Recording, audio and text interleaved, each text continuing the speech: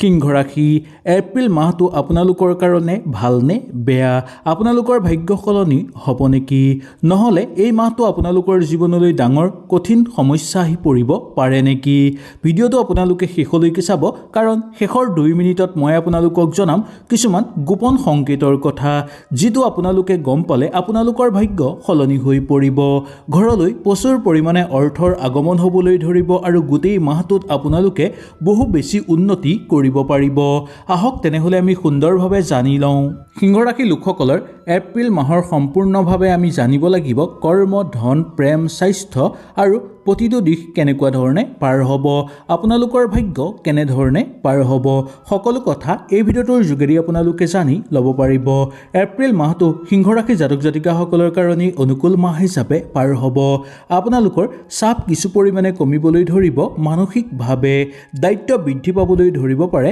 আকস্মিকভাৱে আপোনালোকৰ ভাগ্য পৰিৱৰ্তন হোৱাৰ মাহ বুলিও ক'ব পৰা যায় কিন্তু কিছুমান ক্ষেত্ৰত আপোনালোকে গুৰুত্বপূৰ্ণ ভূমিকা গ্ৰহণ কৰিবলগীয়া হ'ব পাৰে প্ৰতিটো ক্ষেত্ৰতে আপোনালোকে সংযম হৈ চলিবলৈ চেষ্টা কৰিব লাগিব ডাঙৰ সফলতাৰ প্ৰবল সম্ভাৱনা আপোনালোকে দেখিবলৈ পাব যদি এই মাহটো আপোনালোকে ধৈৰ্য ধৰি আগবাঢ়ে তেনেহলে মে মাহৰ পৰা আপোনালোকৰ জীৱনত পজিটিভ এনাৰ্জি বৃদ্ধি পাবলৈ ধৰিব আৰু লগতে ঘৰলৈ প্ৰচুৰ পৰিমাণে অৰ্থৰ আগমন হোৱাৰ সম্ভাৱনা দেখিবলৈ পোৱা যাব কৰ্মক্ষেত্ৰত আপোনালোকৰ অলপ মানসিক চাপ থাকিব পাৰে আপোনালোকৰ ওপৰৰ লোকৰ পৰা অকমান কেতিয়াবা কথা শুনিবলগীয়া হ'ব পাৰে বা তেওঁলোকক সন্তুষ্ট কৰিবলৈ আপোনালোকে চেষ্টা কৰিব লাগিব কিন্তু আপোনালোকে ভয় নকৰিব এইটো আপোনাৰ পৰীক্ষাৰ সময় বা পৰীক্ষাৰ মাহ বুলি ক'ব পৰা যায় মাহৰ মধ্যম ভাগৰ পৰা আপোনালোকে নতুন সুযোগ পাবলৈ সক্ষম হ'ব প্ৰমোচনৰ বাবে যোগ্য হৈ উঠিবলৈ সক্ষম হ'ব কিন্তু এটা ভুল আপোনালোকে কেতিয়াও নকৰিব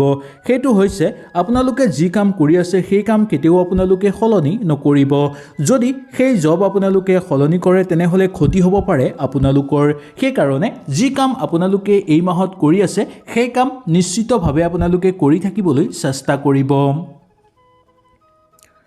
ধনৰ ক্ষেত্ৰত এই মাহটো আপোনালোকৰ মিশ্ৰিত ফলাফল দেখিবলৈ পোৱা যায় মাহৰ আৰম্ভণিতে ইনকাম ভাল থাকিব কিন্তু মাহৰ মধ্যম ভাগৰ পৰা আপোনালোকৰ আকস্মিক খৰচ বৃদ্ধি পাবলৈ ধৰিব ধনৰ লোকচান হোৱাৰ প্ৰবল সম্ভাৱনা থাকিব পাৰে কাৰোবাক টকা দি ঘূৰাই পোৱাৰ ক্ষেত্ৰতো আপোনালোকে ব্যৰ্থ হ'বলগীয়া হ'ব পাৰে সাৱধানতা অৱলম্বন কৰিব লাগিব যে বন্ধুৰ লগত বা আত্মীয়ৰ লগত থাকোঁতে টকাৰ লেনদেন কৰোঁতে খুব সাৱধানতা আপোনালোকে অৱলম্বন কৰিব যদি আপোনালোকে টকাৰ প্ৰতি সংযম নহয় তেনেহলে মাহৰ শেষৰ ফাললৈ কষ্ট ভোগ কৰিবলগীয়া হ'ব পাৰে আপোনালোকৰ এই মন্ত্ৰটো আপোনালোকে সদায় মনত ৰাখিব পইচা সদায় সংযম কৰিব তেতিয়া পিছলৈ কেতিয়াও আপোনালোকৰ কষ্ট নহ'ব এই কথাটো সদায় আপোনালোকে মনত ৰাখিব প্ৰেমৰ জীৱনৰ কাৰণে ক'বলৈ হ'লে এই মাহটো আপোনালোকৰ প্ৰেমৰ ক্ষেত্ৰত নাটকীয় পৰিৱৰ্তন আহি পৰিব পাৰে সেই গতিকে ৰিলেশ্যনশ্বিপত থকা লোকসকলৰ কাৰণে এই মাহটো অত্যন্ত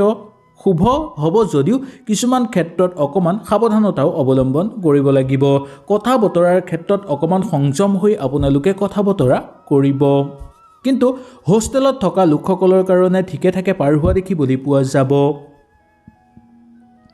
যিসকল লোক সিংগেল হৈ আছে তেওঁলোকৰ কাৰণে নতুন প্ৰেমৰ আৰম্ভণি হৈ পৰিব পাৰে এই মাহত প্ৰেম বিবাহৰো যোগ দেখিবলৈ পোৱা যায় ইয়াৰ উপৰিও আপোনালোকে যদি বিবাহৰ কাৰণে ছোৱালী বিচাৰি আছে তেনেহলে এই মাহত পোৱাৰ সম্ভাৱনা আছে বিবাহৰ কাৰণে আগভাগ ল'ব বিচাৰিলেও আপোনালোকে নিখন্দেহে এই মাহত ল'ব পাৰিব স্বাস্থ্যৰ ক্ষেত্ৰত আপোনালোকৰ পিঠিৰ বিষ হ'ব পাৰে মানসিক চাপ বৃদ্ধি পাব পাৰে এইবোৰ সমস্যা আপোনালোকৰ দেখা দিব পাৰে প্ৰতিদিনে 5 মিনিট সময় আপোনালোকে ব্যায়াম কৰিবলৈ চেষ্টা কৰক আৰু যোগাভ্যাস কৰিবলৈ চেষ্টা কৰক নহলে এই সমস্যাবোৰে আপোনালোকক অশান্তি দিবলৈ চেষ্টা কৰিব আৰু এই সমস্যাবোৰৰ ফলত অবান্তিক খৰচৰ মাত্ৰাও আপোনালোকৰ বৃদ্ধি পাবলৈ ধৰা দেখিবলৈ পোৱা যাব পাৰে আহক এতিয়া আমি জানি লওঁ এই ভিডিঅ'টোৰ গুৰুত্বপূৰ্ণ সংকেতৰ কথা যদি এই মাহটোত আপোনালোকে এই তিনিটা সংকেত দেখা পায় তেনেহলে জানিব যে আপোনালোকৰ জীৱনলৈ ভাল দিন আহি পৰিছে আকস্মিকভাৱে যদি আপোনালোকৰ ধন লাভৰ চিন্তা আহি পৰে মনলৈ তেনেহলে বুজিব যে আপোনালোকৰ ভাল দিন আৰম্ভ হৈ পৰিছে সাক্ষাৎ মা লক্ষ্মীৰ পৰম আশীৰ্বাদ আপোনালোকৰ ওপৰত পৰিছে আৰু ভৱিষ্যতে প্ৰচুৰ পৰিমাণে আপোনালোকৰ ঘৰত অৰ্থৰ আগমন হ'ব। পুৰণি বন্ধু সাক্ষাৎ আপোনালোকৰ যোগাযোগ যদি হয় বা পুৰণি বন্ধুবৰ্গ যদি সাক্ষাৎ আপোনালোকৰ ঘৰলৈ আহে তেনেহ'লে জানিব যে আপোনালোকৰ শুভ দিন আৰম্ভ হৈ পৰিছে। মান সন্মান সামাজিক ক্ষেত্ৰত আপোনালোকৰ বৃদ্ধি পাবলৈ ধৰিব। এটাৰ পিছত আনটো সুযোগ সুবিধা আপোনালোকে অতি সোনকালে লাভ কৰিব পৰাৰ সম্ভাৱনা দেখিবলৈ পোৱা যাব। একে সপোনকে যদি আপোনালোকে বাৰে বাৰে দেখা পাই থাকে তেনেহ'লে এইটোও বহু শুভ সংকেত বুলি মনা গৈছে। যদি এই এপ্ৰিল মাহত এটা সপোনকে আপোনালোকে বাৰে বাৰে দেখা পাইছে বা 2-3বাৰ যদি এটা সপোনকে আপোনালোকে দেখা পাইছে তেনেহ'লে জানিব আপোনালোকৰ ভাগ্য বিশেষভাৱে উদয় হ'বলৈ গৈ আছে। যি বিচাৰিব তাকেই পাব আৰু পৰিকল্পিত কাম সম্পূৰ্ণৰূপে আপোনালোকৰ সিদ্ধি হৈ পৰাৰ যোগ দেখিবলৈ পোৱা যাব। সকলো ফালৰ পৰা আপোনালোকৰ উন্নতি দেখিবলৈ পোৱা যাব। ইটোৰ পিছত সিটো আপোনালোকৰ সুযোগ সুবিধা লাভ কৰিব। এপ্ৰিল মাহটো সিংহ ৰাশি জাতক জাতিকাসকলৰ কাৰণে মিশ্ৰিত হ'ব, কিন্তু কিছুমান ক্ষেত্ৰত সম্ভাৱনীয়পূৰ্ণ সফলতা আহিব আপোনালোকৰ জীৱনলৈ। এই সময়ত জীৱনত আপোনালোকৰ কৰ্মক্ষেত্ৰত ধন, প্ৰেম আৰু স্বাস্থ্যৰ দিশৰ পৰা কিছু পৰিৱৰ্তন আহিব পাৰে। এই বছৰ এপ্ৰিল মাহটো সিংহ ৰাশি জাতক জাতিকাসকলৰ কাৰণে উন্নতি আৰু সফলতাৰ মাহ বুলি ক'ব পৰা যায়। এনেও 2026 বৰ্ষটো সিংহ ৰাশি জাতক জাতিকাসকলৰ কাৰণে উন্নতি আৰু সফলতাৰ বৰ্ষ বুলিও ক'ব পৰা যায়। এই সময়ত শনি আৰু বৃহস্পতিৰ প্ৰভাৱ থাকিব, যাৰ ফলত আপোনালোকে ধৈৰ্য ধৰিব, পৰিশ্ৰম কৰিব আৰু আত্মবিশ্বাসেৰে আগবাঢ়িবলৈ চেষ্টা কৰিব। এপ্ৰিল মাহত বিশেষকৈ মানসিক চাপ বৃদ্ধি পাবলৈ ধৰিব পাৰে। সুযোগ একেলগে কিন্তু আপোনালোকৰ হাতলৈ 2-3টামান আহিব পাৰে। মাহৰ আৰম্ভণিতেই নতুন সুযোগ লাভ কৰিব পাৰিব। কিবা জব যদি চেঞ্জ কৰিব বিচাৰি আছে এই সময়খিনি আপোনালোকৰ কাৰণে কেতিয়াও সঠিক নহয়। ব্যৱসায়িক বাণিজ্যৰ ক্ষেত্ৰত লাভৱান হ'ব পাৰে, কিন্তু ভুল সিদ্ধান্তৰ কাৰণে ক্ষতি হ'ব পাৰে আপোনালোকৰ। মাহৰ শেষৰ ফাললৈ আপোনালোকে কৰ্মক্ষেত্ৰত পদোন্নতি লাভ কৰিব পাৰিব বা আপোনালোকে কৰ্মক্ষেত্ৰত আগুৱাই যাব পাৰিব। নিজৰ কৰ্মৰ ফালে আপোনালোকে লক্ষ্য কৰক। কেতিয়াও কাৰোবাৰ কৰ্ম চাই নিজৰ কৰ্ম কৰিবলৈ চেষ্টা নকৰিব, মাথো নিজৰ কৰ্ম কেনেকৈ আগুৱাই লৈ যাব পাৰি তাক লৈহে আপোনালোকে বেছি গুৰুত্ব দিয়াটো উচিত। মাহৰ আৰম্ভণিত আয় ভাল হ'বলৈ ধৰিব। কাজিয়া পেচাল বা কিছু তৰ্ক বিতৰ্কৰ পৰা যিমান দূৰত্ব বজাই ৰাখিব আপোনালোকে তিমান আপোনালোকৰ কাৰণে ভাল হ'ব। ধন লেনদেনৰ ক্ষেত্ৰত সাৱধানতা অৱলম্বন কৰাটো দৰকাৰ। বিনিয়োগ বা ধনৰ বিষয়ে ভুল সিদ্ধান্ত ল'লে আপোনালোকৰ লোকচানৰ হোৱাৰ সম্ভাৱনা দেখিবলৈ পোৱা যাব পাৰে। অপ্ৰয়োজনীয় খৰচ নিয়ন্ত্ৰণ কৰিবলৈ আপোনালোকে যিমান পাৰে চেষ্টা কৰক। বৈবাহিক জীৱনত কিছু চাপ থাকিব পাৰে, কিন্তু মাহৰ লাষ্টৰ ফাললৈ লাহে লাহে সেই সকলোবোৰ চাপ সমাপ্ত হৈ পৰিবলৈ ধৰিব। প্ৰেমৰ সম্পৰ্ক নতুন আৰম্ভণি হ'ব পাৰে। কিছুমান গুৰুত্বপূৰ্ণ সম্পৰ্ক আপোনালোকৰ গঢ় লৈ উঠাৰ সম্ভাৱনাও দেখিবলৈ পোৱা যাব পাৰে। ধৈৰ্য আৰু সততা বজাই ৰাখিলে আপোনালোকৰ সকলো ক্ষেত্ৰত ঠিক হ'ব। ছাত্ৰ ছাত্ৰীসকলৰ কাৰণে মনোযোগ কমি যোৱাৰ সম্ভাৱনা থাকিব পাৰে।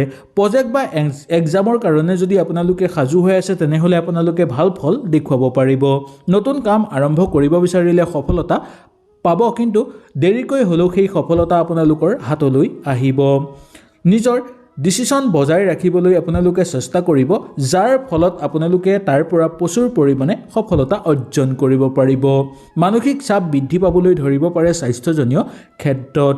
খাদ্যৰ প্ৰতি বিশেষকৈ সংযম হ'বলৈ আপোনালোকে চেষ্টা কৰিব লাগিব। যোগাভ্যাস কৰিব, ব্যায়াম কৰিব আৰু সঠিক খাদ্যাভ্যাস গ্ৰহণ কৰিলে সকলো সমস্যা আপোনালোকে সমাধান কৰি ল'ব পাৰিব। মাহৰ আৰম্ভণিতেই সুযোগ আহিব। মাহৰ শেষত সফলতা আৰু আপোনালোকে নতুন কামৰ উদ্যম লাভ কৰিব পাৰিব। কথা কোৱাৰ সময়ত সাৱধানতা অৱলম্বন কৰক। ধনৰ ক্ষেত্ৰত আপোনালোকে যাতে কেতিয়াও কাকো মিছা কথা নকয়।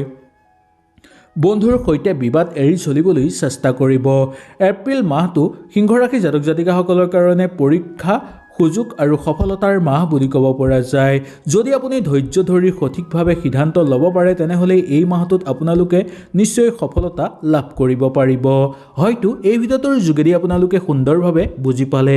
যদি কিবা বুজি নাপায় নিশ্চয় মোক তলত কমেণ্ট কৰি জনাব।